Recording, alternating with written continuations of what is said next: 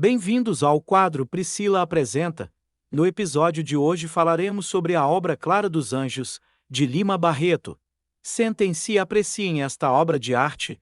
Tô falando do livro e não do vídeo. Sejam bem-vindos ao meu canal. Isso não é um canal. É só um trabalho, porque, assim, a gente precisa de ponto pra passar, né? Tá quente. Bora gravar logo isso, pra poder ficar no bem bom aqui, né? Tá bom. Fala, galera. Então, eu tô aqui pra falar um pouquinho sobre a obra de Lima Barreto. Ah, mas qual obra? Clara dos Anjos. Bom, esse é um livro do autor e ele foi escrito em 1920, antes do falecimento do autor. É, né? Porque depois que você morre, não tem como escrever mais nada. Acho que ficou meio pesado. Vou começar de novo. Fala, galera. Então, eu tô aqui pra falar um pouquinho sobre uma das obras de Lima Barreto. A obra em específica que eu vou estar falando é da Clara dos Anjos. Uma obra que vai abordar vários temas sociais, como preconceito, racismo. Ah, mas preconceito e racismo não é a mesma coisa? Não. O preconceito aqui que a gente vai tratar é que a população, a sociedade tinha com as pessoas da periferia. Desde muito tempo, então isso não é nada novo. É uma coisa que já é bem antiga na nossa sociedade.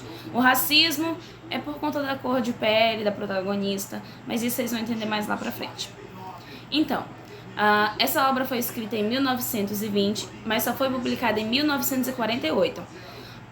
Lima Barreto veio a falecer em 1922, mas a publicação só ocorreu em 1948.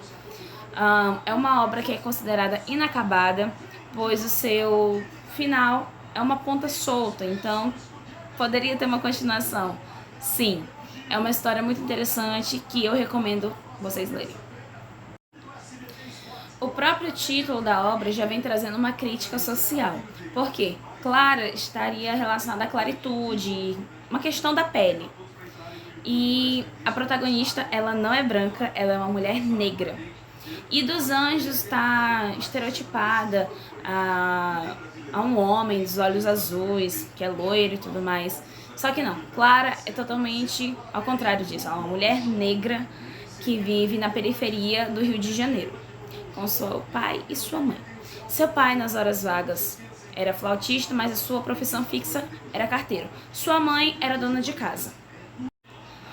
A obra em si, ela vem relatando que a educação de Clara foi uma educação mais frouxa, digamos assim, mais básica, então ela seria facilmente enganada e manipulada por pessoas. O que é relatado na história, o que é dito, né, que é o que acontece, e é todo o contexto ali, o clímax. Bom, Cassie Jones é um homem jovem, né, que ele tem a fama de malandro. Só que ele também tem uma fama que ele acompanha ele, que ele é pegador. Então, ele já abusava de meninas, engravidava elas e abandonava. E a sua mãe passava pano para suas atitudes, tá, galera? Então, é bem complicado isso. Ah, mas como que ela passava pano para a atitude dele?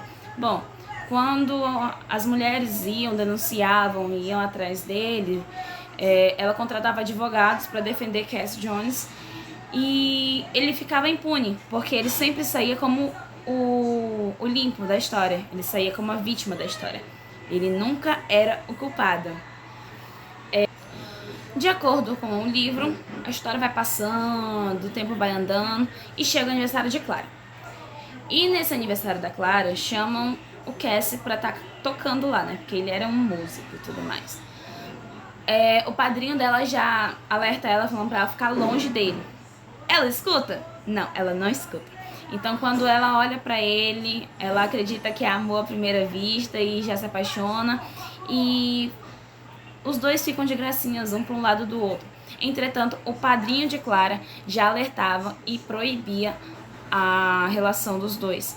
E ela sempre falou sobre ele, no caso, sempre falou sobre a fama do Cass pra ela. Ela escutou? Não, ela não escutou. Quando o Cassie vê a Clara, ele enxerga ela como um alvo. E eles começam um relacionamento, sem ninguém tá sabendo. Esse relacionamento era assim de pegar na mão do outro, sair andando por aí? Não, não era assim. Era através de cartas. E quem fazia a entrega dessas cartas?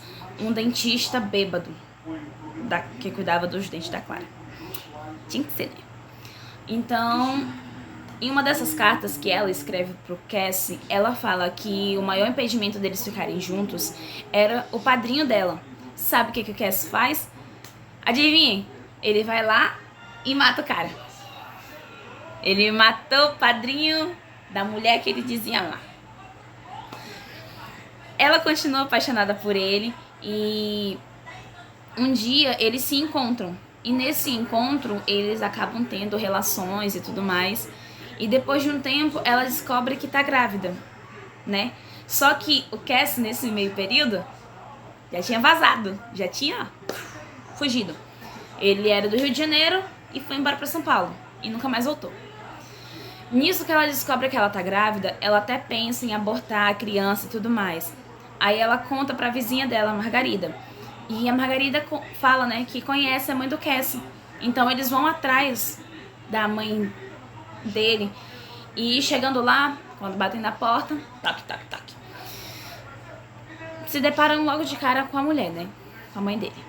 E ela fala que o filho dela, branco, iria engravidar a Clara, uma mulher negra, que isso era uma loucura, que ele nunca se envolveria com tal pessoa devido à cor de pele e tudo mais.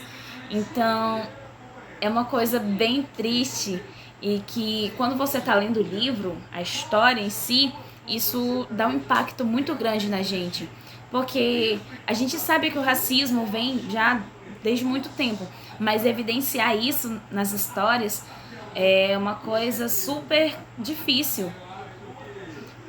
Porque quando você tá lendo o livro, você acaba se entretendo com a história e vai se apegando aos personagens. Então eu creio que a Clara ficou super triste. Então ela voltou pra casa e contou pra sua mãe sobre a gravidez, já que não tinha muito o que fazer, né?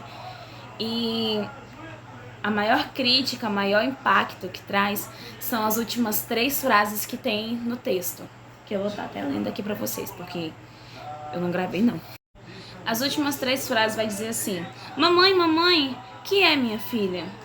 Clarinha responde para sua mãe: nós não somos nada nessa vida. Para terminar o texto dessa maneira, essa é realmente a última página do livro, e o autor traz essa reflexão pra gente. A gente realmente se pergunta: o que somos nessa vida? Qual o nosso objetivo? O que a gente vai fazer? O que essa vida tem a nos oferecer? Talvez realmente não somos nada, mas isso também depende muito dessas escolhas.